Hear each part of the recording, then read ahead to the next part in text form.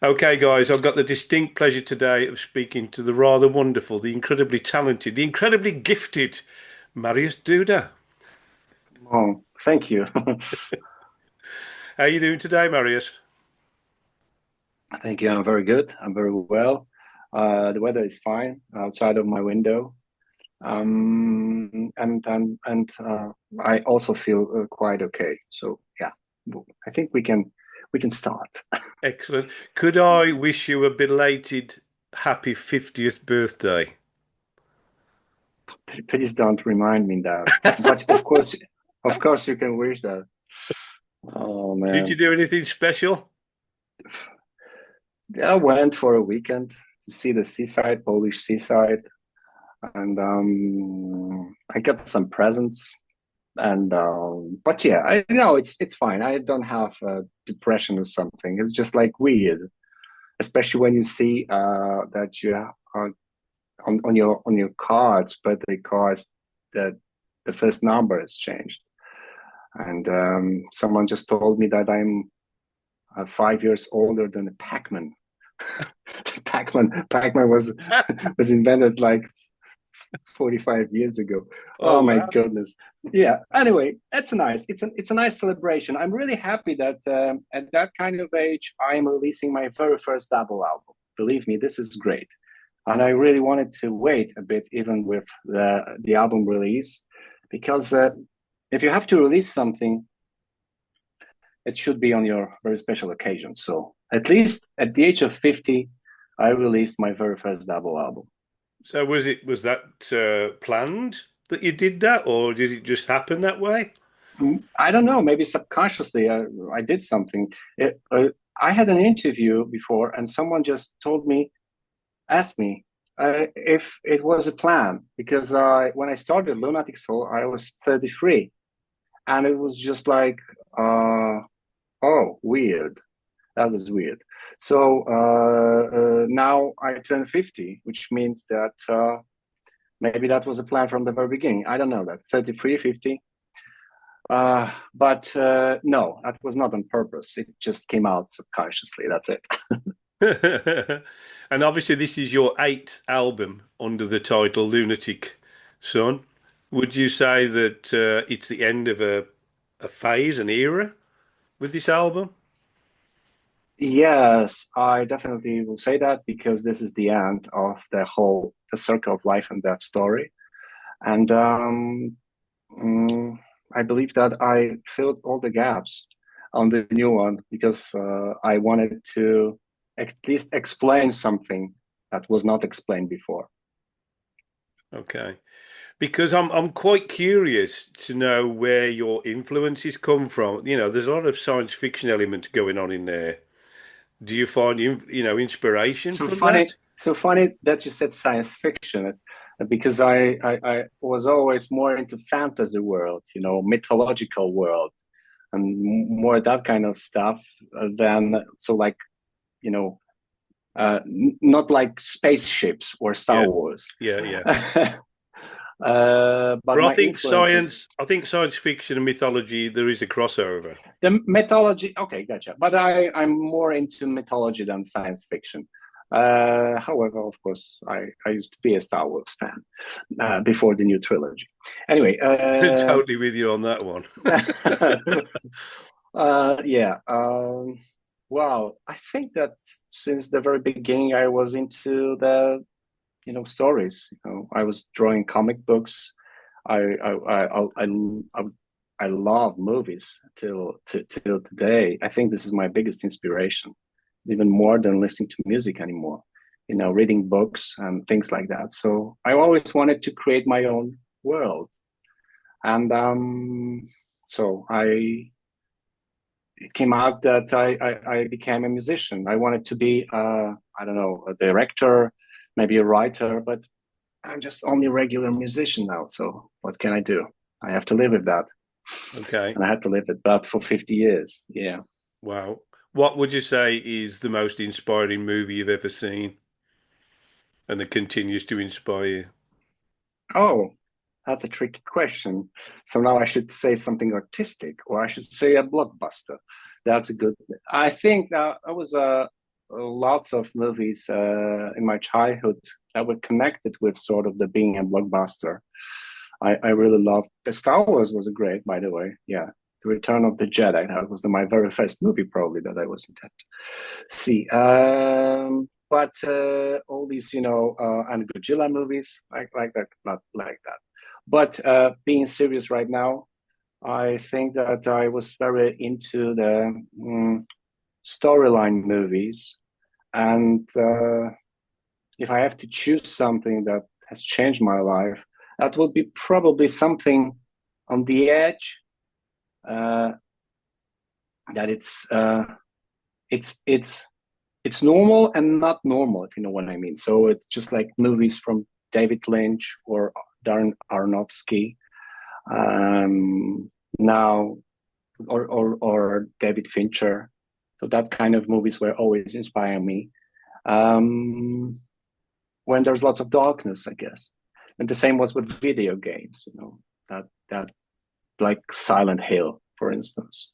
I'm with And you. so yeah, so that kind of stories destroyed my mind at some age, and then I just decided that I will focus on sad music, sad melancholic music, which, by the way, is connected with my um, identity. I am kind of introvertical, sad guy, uh, but of course I pretend very well, and that is why on this interview I'm trying to be funny. Would you see You your don't music? know if I'm telling real, if this is for real, or if I'm pretending, and that's the most. No, of course, I'm joking as well. No, I'm pretty well balanced, I think, in this case. Yeah. Would you see your music as a kind of soundtrack to your life or to an imagined movie over the last 8 albums? Some sprawling epic. Always, I would see also my music as a sort of like auto therapy. That's I think the background, the main background for my music. Um, it heals me. When I do this, it heals me. I don't do music because I am listening to so many albums that I need to do something with that. No, it's more like I've got these albums in my DNA already. And now when I struggle with my inner demons, I just want to fight them with my music. And that's my main goal and the reason why I do this. Because everybody tends to associate you with the bass guitar, but you actually started out as a pianist, I believe. That is correct. And piano lessons, I had, I don't remember, at the age of 10. Oh, you just remind me that that's also something that is why I create dark and melancholic music. Because when I was a child, I had the lessons in the very old court in my hometown, Węgorzewo, and I had to go there up through the stairs that they were old and wooden, and they were doing weird noises like from the horror movies. And in the darkness, I had to find the keyhole and then open the door, and there was this flash, whatever that was, very intense. And so here I had the dark horror movie, and here I had this lunatic asylum kind of stuff. And then I had to practice the piano lessons. I did it by myself alone. And then I was coming back because I didn't have a piano at home, so I had to go to this special place to at least practice for an hour or two. So that's also why I do probably dark music, because my all my fears are hidden because of this piano lessons. So yeah, the piano uncovered another fears. Thank you. Oh, wow. Because But I didn't, that was my very first instrument. I Yeah. yeah, because you're very influenced by obviously Tangerine Dream, Jean-Michel Jarre, Vangelis, and the one album that really resonates with me is Eye of the Soundscape. which was somewhat of a distraction from the usual sound of the band. And being a massive synth fan myself, I totally and utterly resonated with that. And what I find on the new album, because on the previous album, Through Shaded Woods, you actually didn't use any electronic element at all. And yet on the new album, there's very obviously a lot of synth and sequences used. Why was that dramatic change from the last album to this one? Was that a conscious thing? Um, it depends on the on the story, and it depends on the assumption that I made at the very beginning, because it's always connected with uh, when I start the album, I think about the title, I think about the album cover, the color, but also about what kind of instrument I am going to use, and how many instruments and what kind of instruments. And Through Shaded Woods was the album, very organic, because there are woods on the cover. I really wanted to create something that shows my influences, mm, like that can dance, Swedish band Hedning Garna, or even my hometown. It was also connected with that because I was born in a place full of trees, lakes, and nature. So I didn't see electronic that much on this album. I wanted to create something more like Mike Oldfield did on Oma Down or something. Um, and Now on this new one, that's a different story because that was my very first double album, but I also wanted to have something like the visit card of Lunatic Soul, like sort of the best of Lunatic Soul. So I wanted to put all the elements to this album to show what Lunatic Soul is. And because I had also electronic world, and there was lots of electronic experiments on the previous albums, like Fractured, for instance. I wanted to bring them back on the new one. However, I still think that it's not. I mean, the whole album is more rock oriented than the previous ones, or even more alternative ones, and electronic parts are kind of hidden in between, so they don't disturb. They are not as electronic as it used to be on Fractured. That's right. So, anybody coming to Lunatic Soul for the first time, would you say that the new album is maybe a good place to start and then work backwards? I think so. I think so. I think this is just like the open door, like, hello, you can find everything here. Just grab this album and listen to that. If you survive for the next 90 minutes, then you can follow up with the entire discography. I believe that I think this is the biggest amount of, if I can say that. No, I don't know if I can say that. I mean, there's lots of melodies on the album, and experiments are on the other ones. Here, it's just like the more acceptable, Yeah. accessible, and yeah, it should be good as a beginning of the journey. Yeah. There's so many styles going on. How would you personally categorize it? Because I know music shouldn't be labeled, but people like Yeah, to label. How would you label the latest album? I don't know, and that's the problem. When I started this project, I thought that okay, so let's create something which is genreless, which is something that it will be hard to identify. Yeah. You don't know if this is like, I don't know, progressive rock or a folk rock or ambient or cinematic rock, a melancholic rock. You don't know that. And that's great. And I thought, I have to create something that, I don't know, if someone in the musical shop would like to take the record and just put it somewhere and he would have a problem, that's great, you know. But now I think that I'm not sure if it was a good idea because people need to label something, and Yes. not only people but also algorithms. Yeah. Do you know how problematic it is to, I don't know, just put the new single of Lunatic Soul and do this pitch, and then it says, okay, pick what is that? right? And you need to mark everything. It's Yeah. crazy. And what can you do with the song? I don't know. Then you end.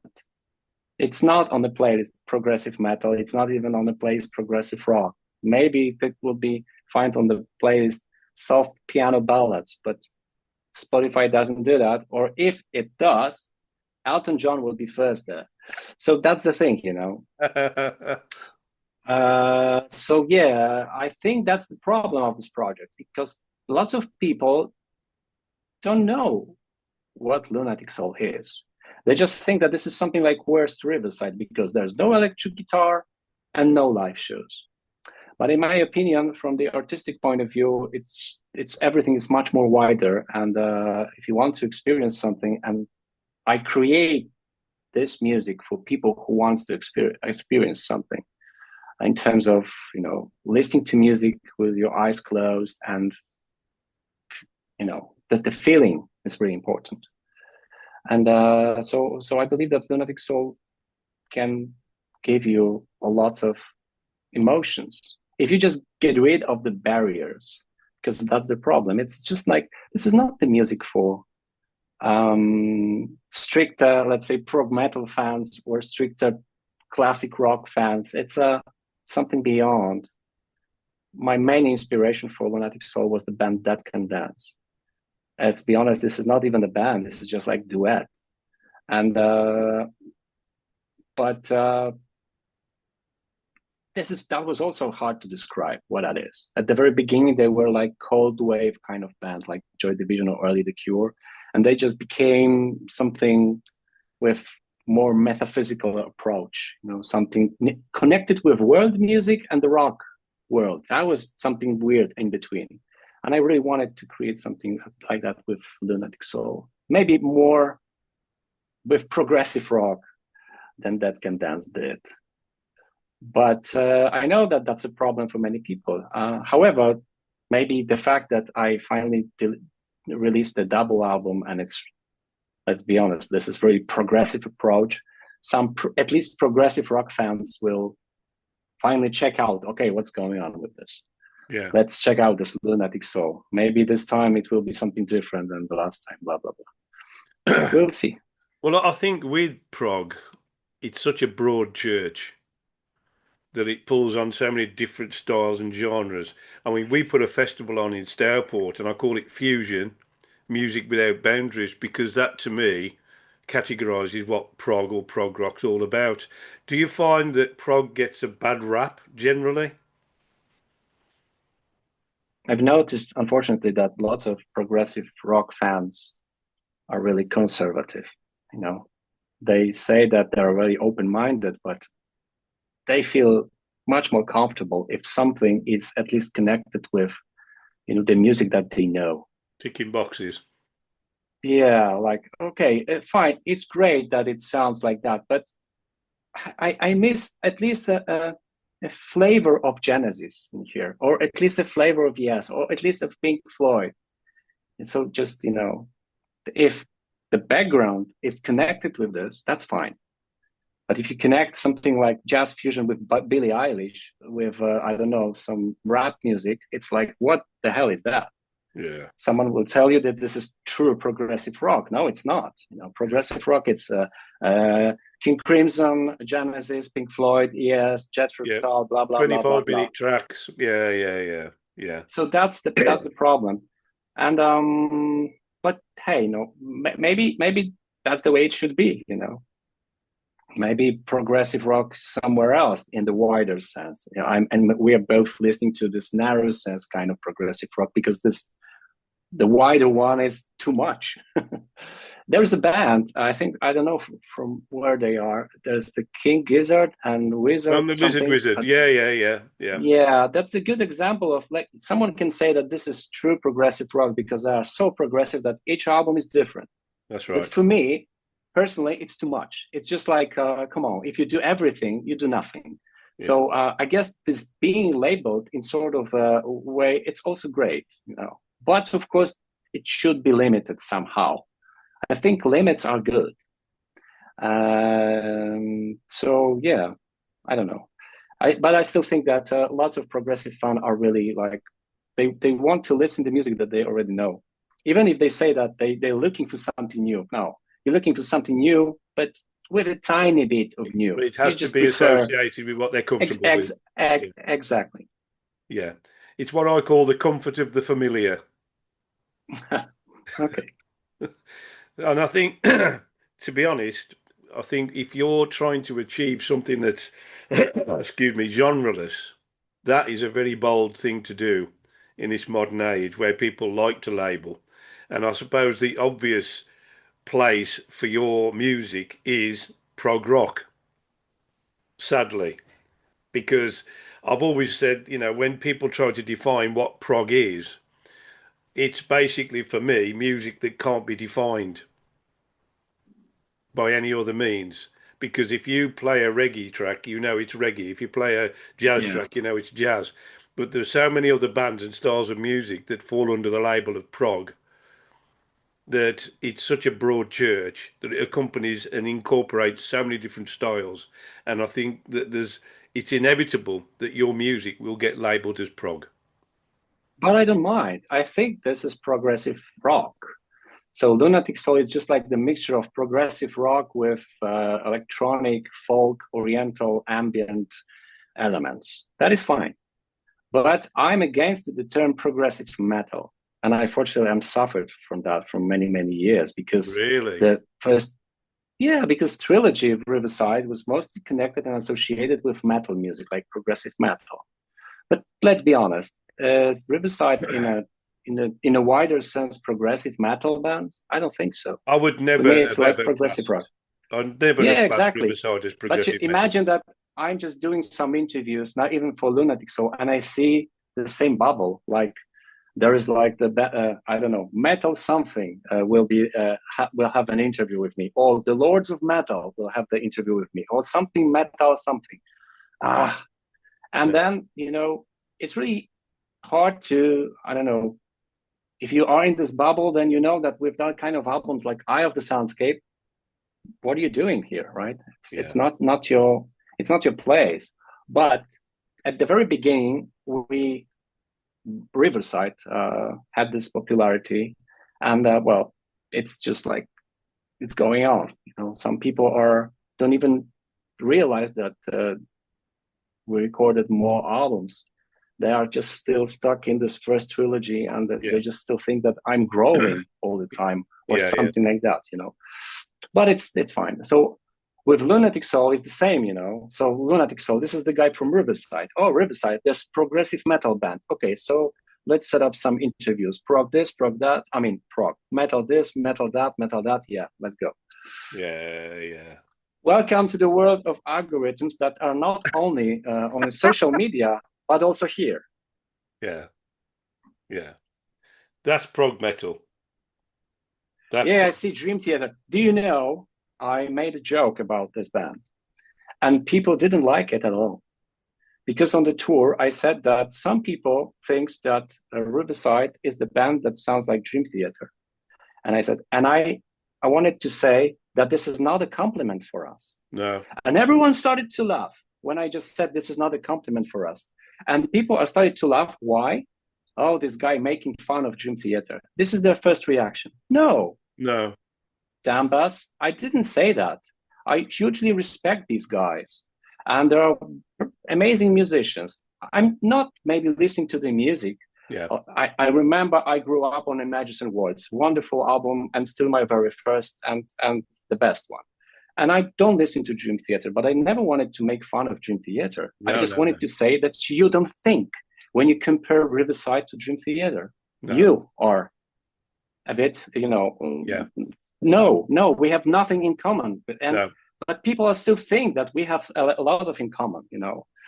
And that's the thing. So yeah, people love to label, but I'm fine with that. However, having that kind of project like Lunatic Soul, I think it gives me much more opportunity to show myself from a different point of view than only Yeah. Yeah. from the point of view of a bass player of the rock band. Yeah. So do you find in many respects it's a therapy doing Lunatic Soul? Yes, doing music in general is my therapy, but Lunatic Soul and Because my it's a very electronic. personal project, isn't it? It's a very personal project. It's mostly my project, when I don't have to think about compromises. So if I feel sad and want to create something that sounds like, I don't know, the suite that is played the piano for 20 minutes, that is fine. I don't have to think that, oh my God, the drummer is boring right now. You know what I mean? So it's the thing that the script is the most important now. The plot, the story.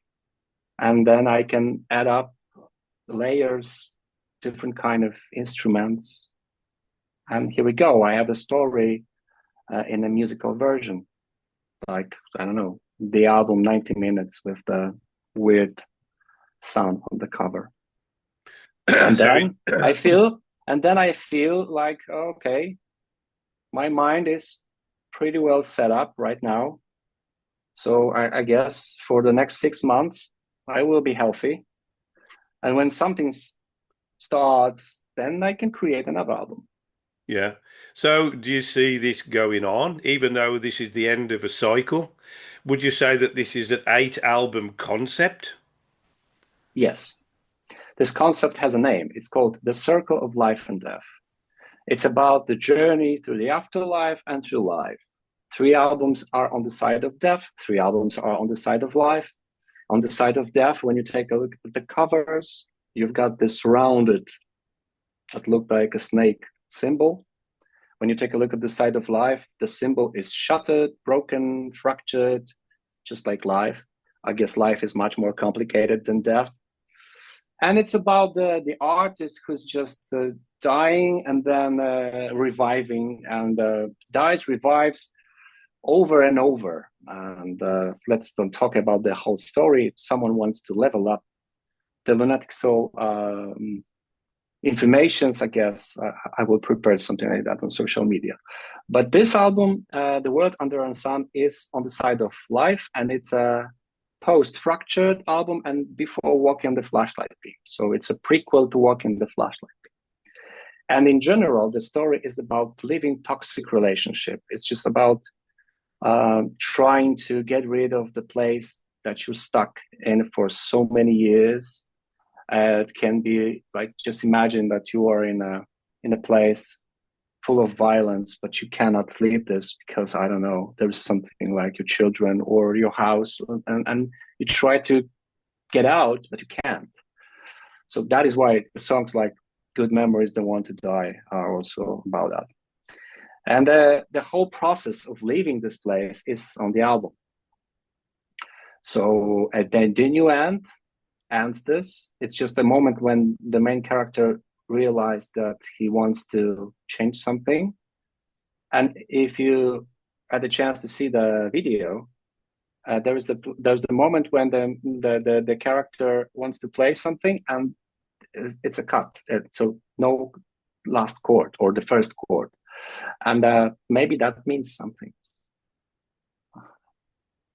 So now this is the end of an eight album cycle. Where do you see Lunatic Soul going from now? Do you I think just there'll ever said be a time? maybe. Do you think there'll ever be a time when you do want to put it out live? Or is it Well, mainly a studio project? I think that maybe it's time to do something with that. I don't know that yet.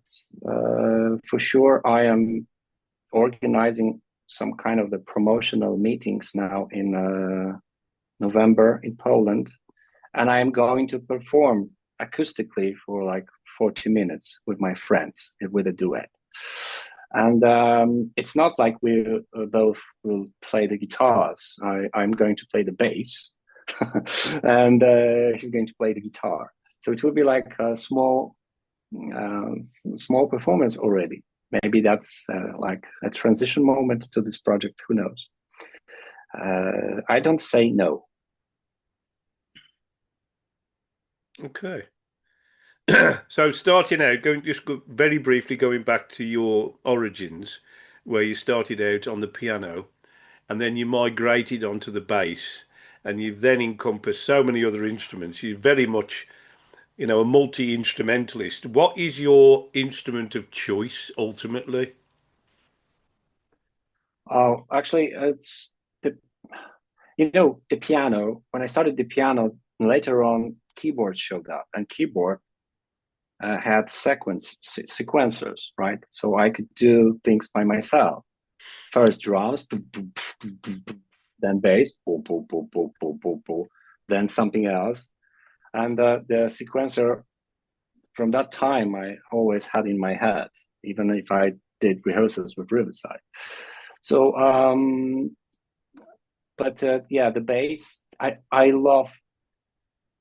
I think it's a funny thing.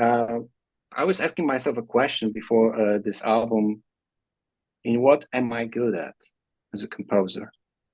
And then I just realized that I can, I think, create good melodies, and I can create cool riffs. So I should put those two elements at least for the new Lunatic Soul albums. And those cool riffs are not because I was such a great, I don't know, I was influenced by the bass guitar or something. No, the rhythm is inside me all the time.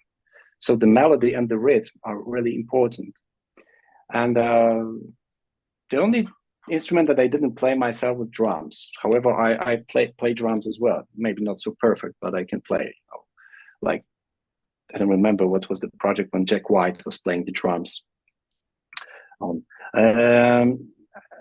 But the thing is that the melody is really important for me, so as the rhythm.